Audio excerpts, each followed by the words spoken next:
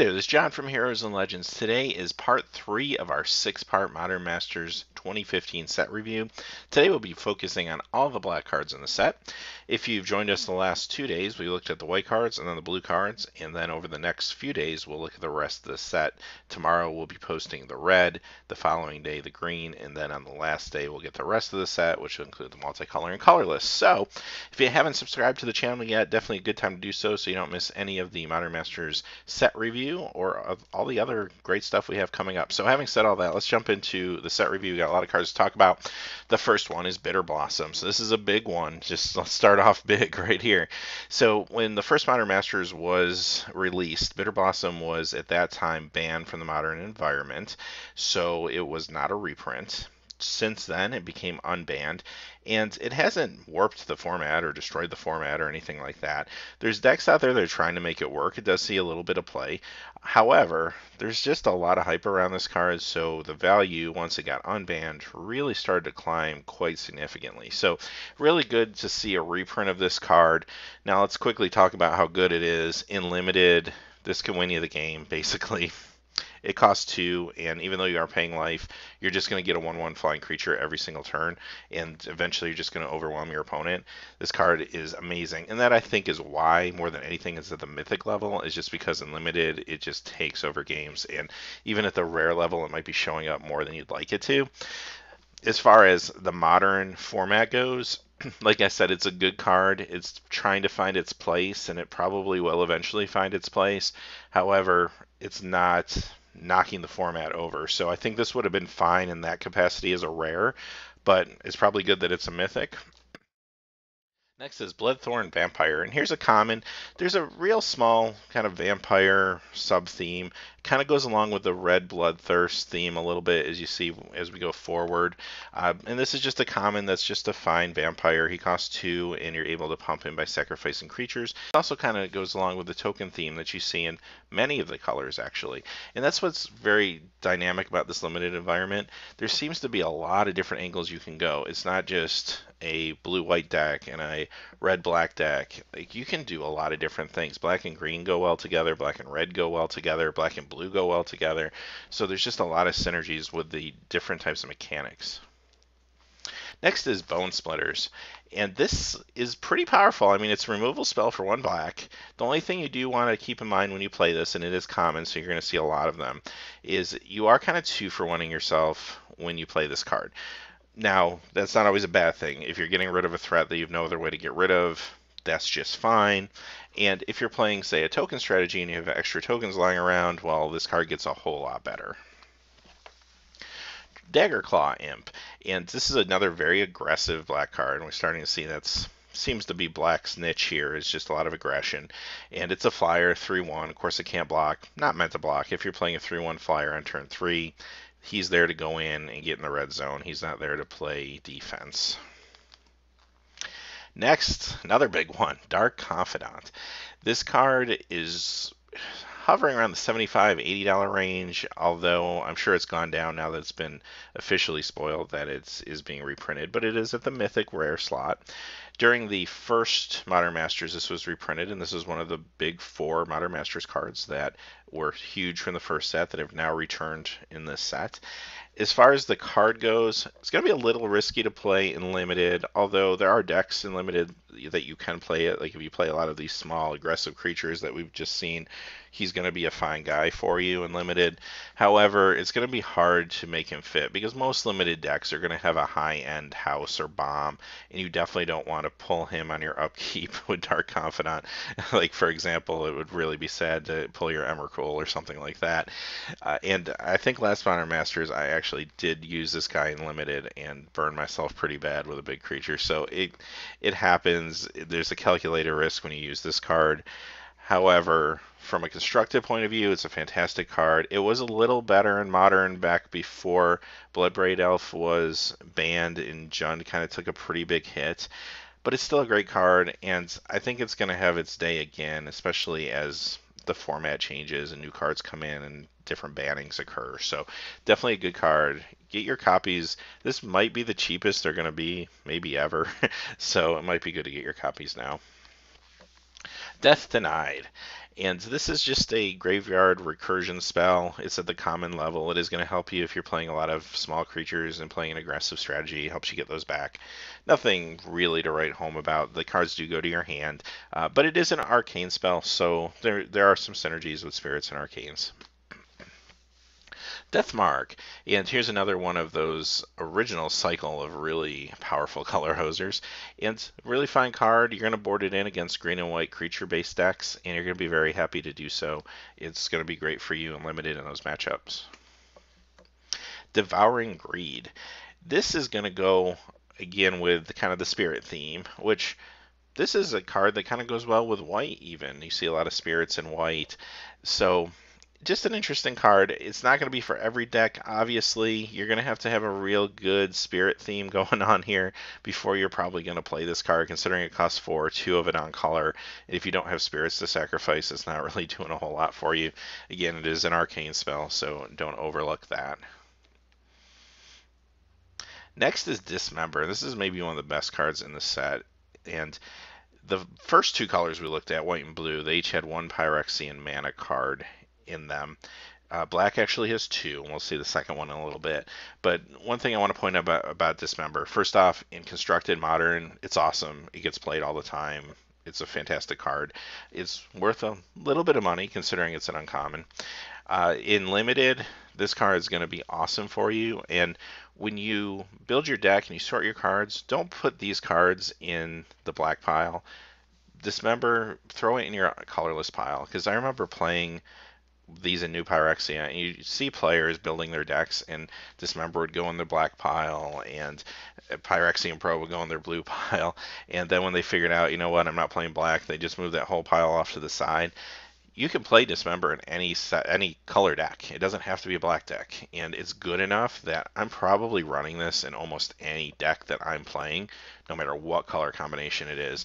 4 life and 1 mana to basically get rid of almost any creature on the board. I'm probably doing that.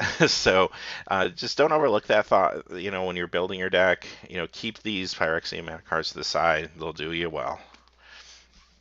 Dread Drone. This helps you with both your token strategies and your kind of sacrifice creature strategies, as well as if you need a bump to help get you some big things out like the Eldrazi's. So that's his purpose. Nothing too exciting here. He's other than the extra tokens you get. He's a 4/1 for 5, which is just okay, but the tokens do mean a lot and they do help you ramp. Dusk Hunter Bats. And here's a Bloodthirst card. Red and black kind of have a little Bloodthirst thing going. And this is a pretty good one. It's a 1/1 flyer for 2, which isn't great, but if you are able to Bloodthirst, then it becomes a 2/2 flyer for 2, which is actually a lot better, twice as good, if you will. So this is really strong in a Bloodthirst deck or in a super aggressive deck. Not going to make the cut. If you don't feel confident that you're going to be able to consistently hit the Bloodthirst, then you might not make your cut in Limited, but if you feel like you can, it's a pretty good card. Endrek Sar Master Breeder. So this is another way to just get some 1/1 creatures to either sacrifice or to just overwhelm your opponent or use to get different boosts with other cards. This is from Time Spiral. It was kind of a rift off breeding pool, and it's a decent card if you need tokens especially, but even if you don't have a token strategy, you're getting a 2/2 for 5, which doesn't feel real good, but then as long as you have enough creatures, you're supplementing that with a lot of tokens pretty quickly. So it's not a bad card. It's probably not always going to make the cut. It's going to be dependent on your deck, but it's very good in the right decks. Ghostly Changeling, and here's a Changeling. So another thing, just don't forget as you're constructing your decks, watch out for these changelings because they count as spirits, they count as thralls, they count as whatever you need them to count as. So especially that last card we saw a few minutes ago, that was a Spirits Matters card.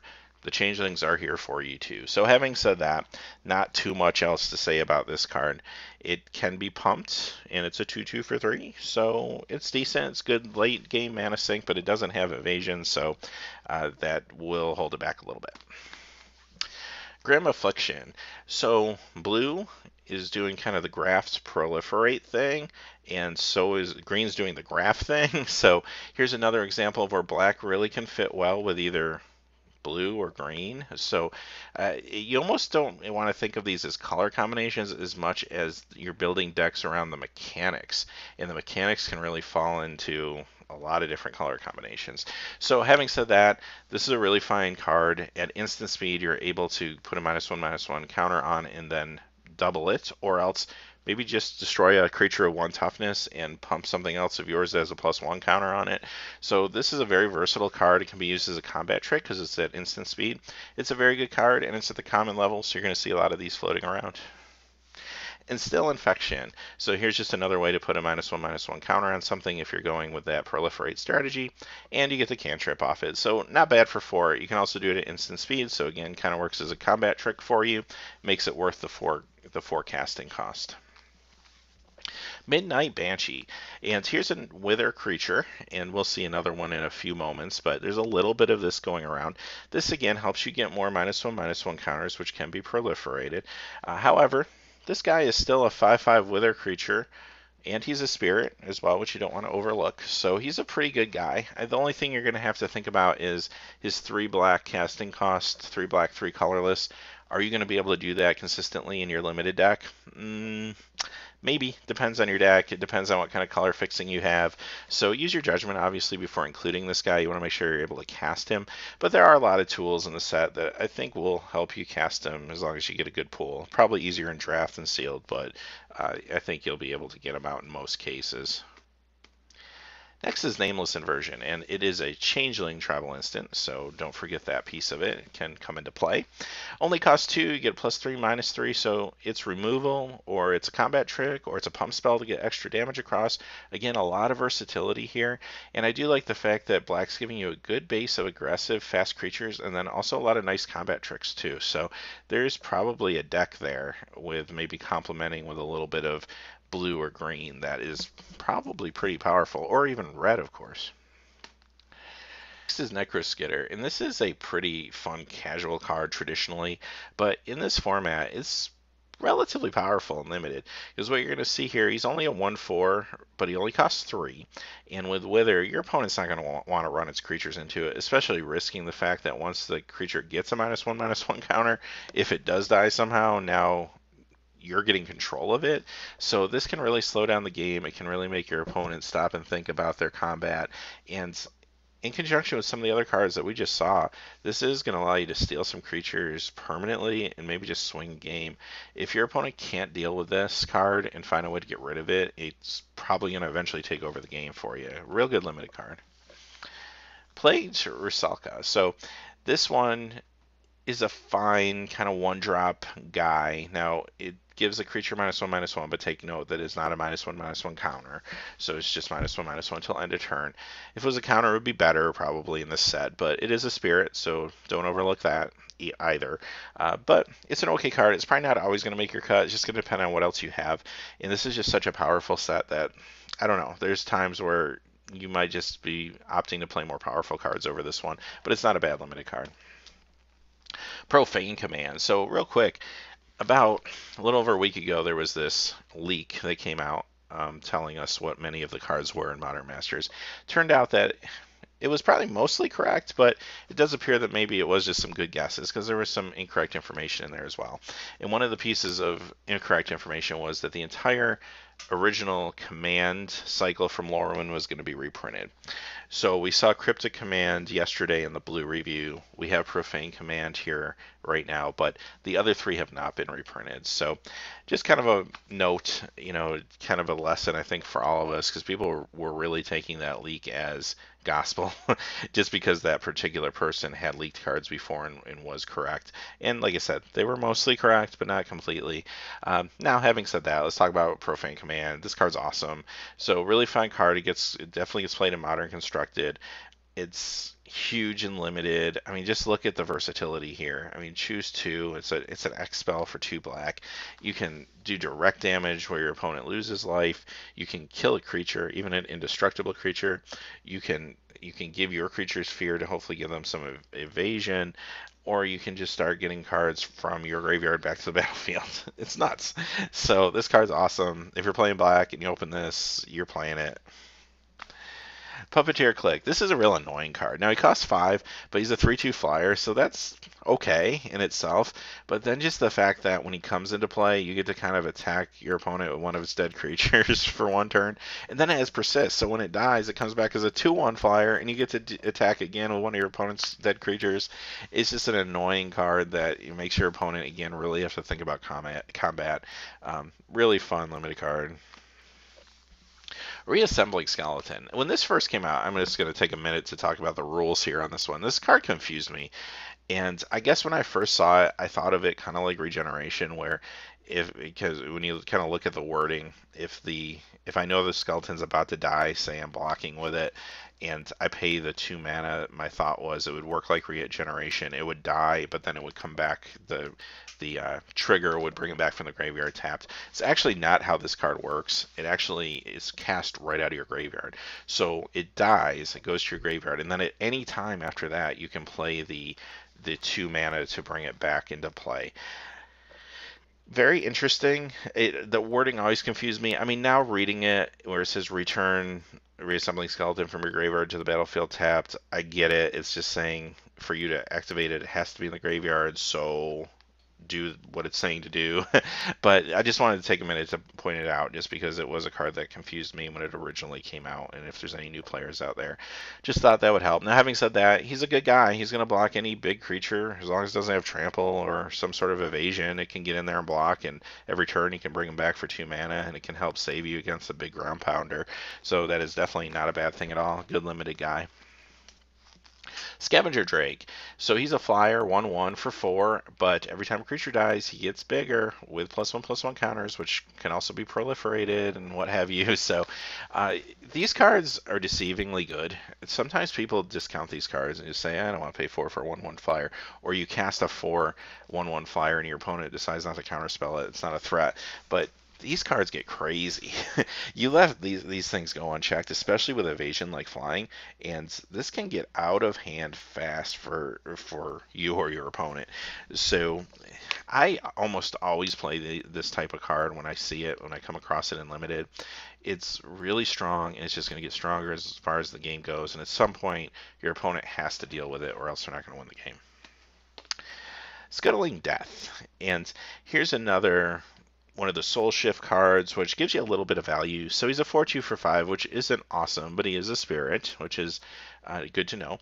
But you can sacrifice him to give a creature -1/-1, and you also, at that point, get to Soul Shift 4. So if you do have something in your graveyard that's another spirit creature that you can get back to your hand, there's some value there. So if you're playing a thick spirit limited game, then yeah, you're probably going to include this guy. If you don't have a whole lot of spirits, then he might be a pass. Shrivel, and this is kind of I always seem to work best as a second main phase combat trick. Like you could just kind of like combat resolve and maybe let your opponent, block and have a couple creatures with 1 toughness left, and then you just go ahead and shrivel and take out 1 or 2 things. It's not going to be for every deck just because there's so many more powerful spells in this set. It won't always make your cut, but it's not a bad card at all, and it's a good sideboard card if you are playing against small aggressive creatures, especially against a red-black Bloodthirst build or something like that. Sickle Reaper, and here's another Wither card just to kind of keep that Wither theme going on. And he's a good guy. He's 2/1 for 2. He's super aggressive, and he is an elemental, so that does mean something as well. And you're going to see more elementals really make sense in multicolor red and green. And we haven't covered those colors yet, but there definitely is a small elementals matters theme here as well. Sign in Blood. This is super powerful. If you haven't played with this before, you just pay 2 black and you do pay 2 life, but drawing 2 cards, it's huge. It's at sorcery speed, which is fine. It's just a really strong card, and it's probably going to make the cut in most of your black decks. As long as you're comfortable being able to pay the 2 black, and the black isn't just a splash color, you'll probably include this. Spread the Sickness, and this card is removal.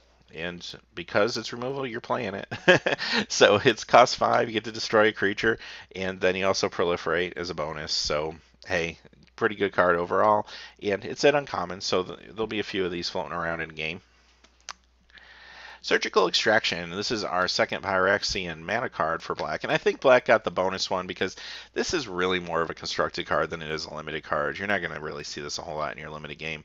It's good that it got a reprint for modern purposes, and it's a really fine card in modern. It's going to help kind of bust up combo decks and stuff like that.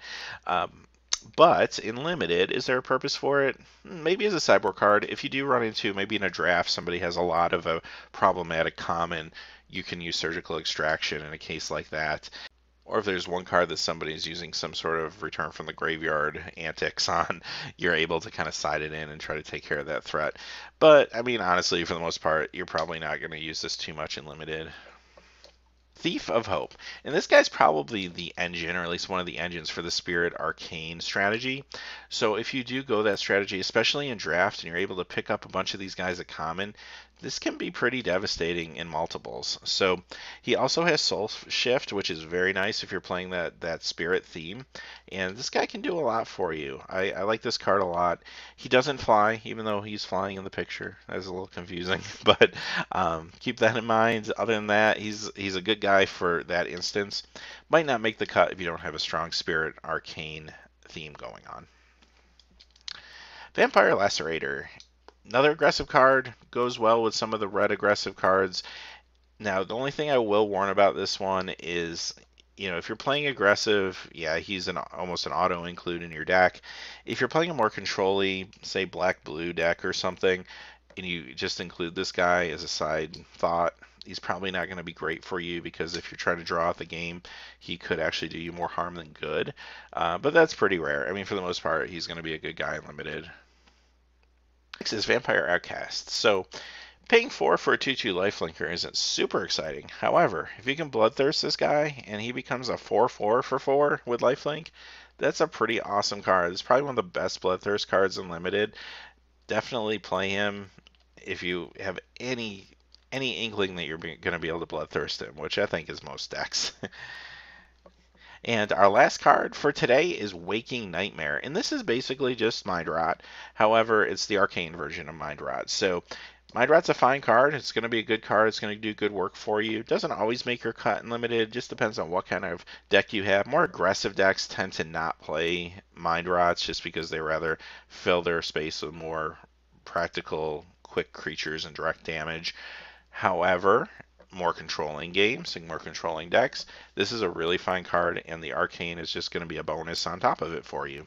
So having said that, that is the entire set review for Black for Modern Masters. If you haven't had a chance yet, please remember to like and subscribe. Like I said, over the next 3 days, we'll be finishing up the set review. That last day is going to be quite the video. There's a lot of cards to talk about in the colorless and multicolor section of the set. So we'll see what we can do to try to expedite through those as best we can. But hey, thanks for watching. If you're a new subscriber, thank you for subscribing. We've gotten a lot of new hits this week with folks, I think, checking us out for Modern Masters, so I really appreciate that. And as always, have a great day.